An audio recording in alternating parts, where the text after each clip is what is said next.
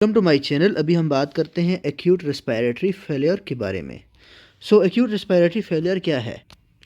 Acute respiratory failure जो है actually हम इसको डिफाइन कर सकते हैं कि एबनॉर्मेलिटीज़ ऑफ ऑक्सीजनेशन और ventilation that are severe enough to threaten vital organs dysfunction.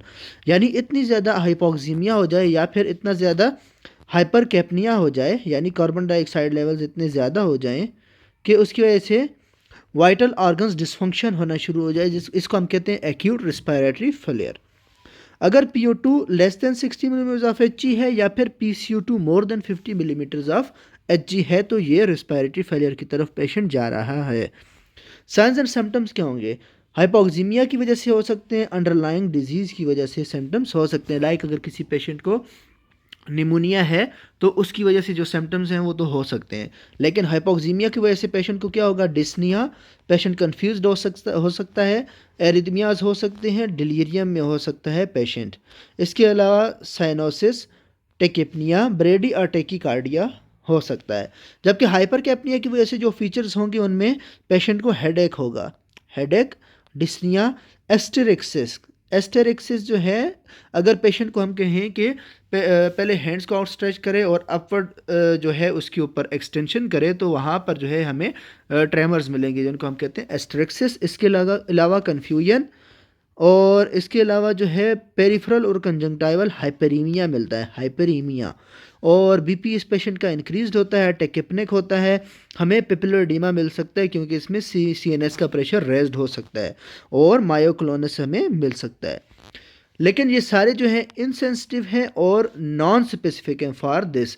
इसलिए पेशेंट जो डॉक्टर होता है उसको अगर सस्पिशन हाई है तो उसने एबीजीज करने हैं जिनमें हमें पता चल जाएगा कि हाइपोक्सीमिया है या हाइपरकैप्निया है, और टाइप ऑफ रिस्पिरेटरी फेलियर भी हमें पता चल जाएगा। इसकी दो टाइप्स हैं। टाइप 1 ये इसमें ऑक्सीजन लेवल्स लो हैं, जबकि टाइप 2 में क्या होता है कि टाइप 2 टाइप 2 में कार्बन डाइऑक्साइड लेवल्स ज़्यादा होंगे, हाइपरकैप्निया होगा। अब इसके कॉजेज़ की तरफ आ जाएं तो कॉजेज़ इसके सेवरल हो सकते हैं, like COPD, ESMA, ARDS, pulmonary oedema, pneumonia. इसके अलावा फॉरेन बॉडी अगर किसी ने इन्हेलेशन कर ली हो तो फॉरेन बॉडी इन्हेलेशन। तो इस तरह के बहुत सारे कॉजेज़ जो हैं उनकी वजह से आपको जो रेस्पिरेटरी फेलियर है ये डेवलप हो सकता है। अब हम बात करें इसकी मैनेजमेंट की, तो मैनेजमेंट जो है आपने अंडरलाइंग काज को ट्रीट करना है, अंडरलाइंग काज को ट्रीट करना है। अंडरलाइंग कॉज को अगर आप ट्रीट करेंगे, फॉर एग्जांपल निमोनिया है तो आपने उसके लिए एंटीबायोटिक्स वगैरह स्टार्ट कर लेनी है। और फिर अगर पेशेंट को हाइपोक्सीमिया है, फॉर एग्जांपल COPD वाला पेशेंट है उसमें सिर्फ हाइपोक्सीमिया है, तो आपने लो फ्लो ऑक्सीजन से नेज़ल कैनुला से आपने स्टार्ट कर लेनी है, low flow oxygen by nasal cannula.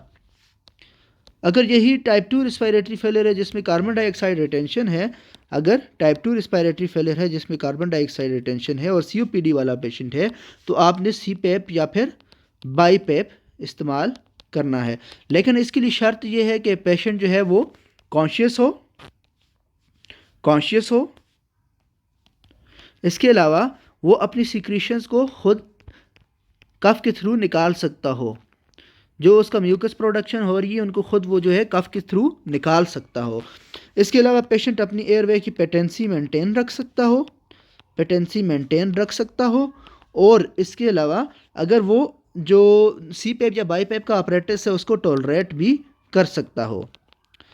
अगर पेशेंट को ARDS है या फिर सीवियर हाइपोक्सीमिया या हाइपरकैप्निया है, सीवियर हाइपोक्सीमिया या हाइपर कैप्निया है, तो उस केस में आपने क्या करना है, और साथ में जो है पेशेंट को या तो उसमें कॉन्शियसनेस उसकी ठीक नहीं है, या फिर वो अपनी सिक्रीशंस को एक्सक्रीट नहीं कर सकता है, या फिर पेटेंसी उसमें नहीं, उसकी वो अपनी एयरवे की पेटेंसी को मेंटेन नहीं रख सकता है, या फिर वो इस ऑपरेटिस को टॉलरेट नहीं कर सकता है, या फिर पेशेंट जो है ऑलरेडी अनकॉन्शियस है।